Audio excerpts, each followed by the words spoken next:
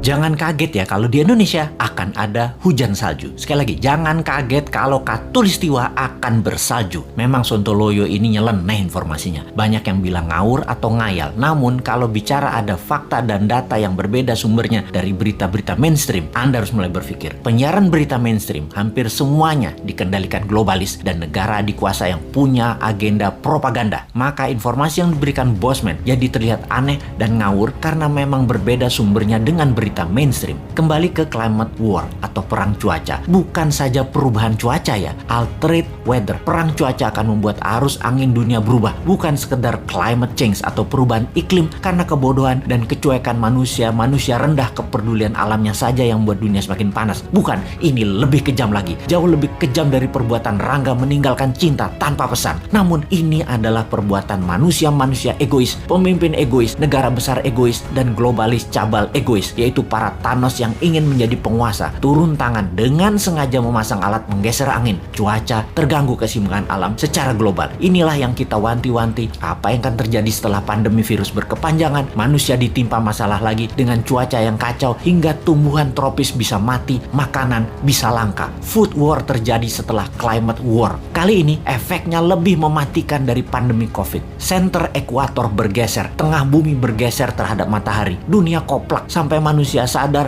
bahwa kita punya common enemy atau musuh bersama, yaitu alam yang tidak dipelihara. Seperti tubuh manusia tidak dipelihara di usia senja, berbagai penyakit dideritanya. Ternyata sahabat, ada fakta lain kalau kita ingin membalik semua keadaan tersebut. Banyak buktinya. Misalnya, ada seseorang di usia 65 tahun baru mulai hidup sehat. Di usia 80 tahun usia biologisnya, tetapi body age-nya seperti orang berumur 30 tahunan karena dirawat dengan baik walaupun mulainya dari umur 65. Dia makan sehat, olahraga, dan lain sejenisnya. Sekali, padahal selama 65 tahun hidupnya berantakan, namun ketika diputuskan berubah 180 derajat, balik arah, semua bisa jadi muda lagi, sehat lagi. Dunia pun sama. Selama ini dunia tidak dirawat oleh manusia, maka penyakit bumi itu banyak. Hal inilah yang membuat bumi menua dengan cepat dan menjadi renta. Tapi bukan tidak bisa disembuhkan. Bisa, selama kita semua sepakat berjuang memperbaiki. Indonesia di tahun 2045 adalah pemimpin yang akan memimpin perbaikan alam dunia ini semua. Untuk itu, New Mind selama 24 tahun ke depan hingga tahun 2045 akan pegang kendali utuh, menyelesaikan masalah dalam negeri dan luar negeri, menyetop kegilaan Amerika dan Tiongkok, serta menyetop globalis cabal. Ini bukan impian kosong, ini mungkin impian segelintir orang awalnya. Namun ketika 1 juta orang percaya, akan jadi collective belief. Ketika 10 juta orang pertama, kekuatan keyakinan makin besar, dan ketika 100 juta orang percaya, maka Indonesia akan bergetar. Ketika 270 juta orang Indonesia percaya, Indonesia menang. Dan ketika 1 miliar manusia percaya, dunia semakin sehat. Ketika 5 miliar manusia sepakat, maka dunia damai selamanya. Saat ini silahkan kalian percaya dengan pejabat yang mendukung penyedot nikel dari tanah air tercinta ini hingga 3 tahun ke depan supaya musnah cadangan nikelnya. Silahkan dukung. Tapi kalau mau Indonesia baru, dunia baru, siapkan konsep bernegara yang membuat Indonesia akan menjadi negara superpower. Ubah pola pikir lama dan semua pejabat incumbent termasuk yang mencalonkan di tahun 2024 yang dari incumbent. Mereka semua pikirannya lama. New Mind,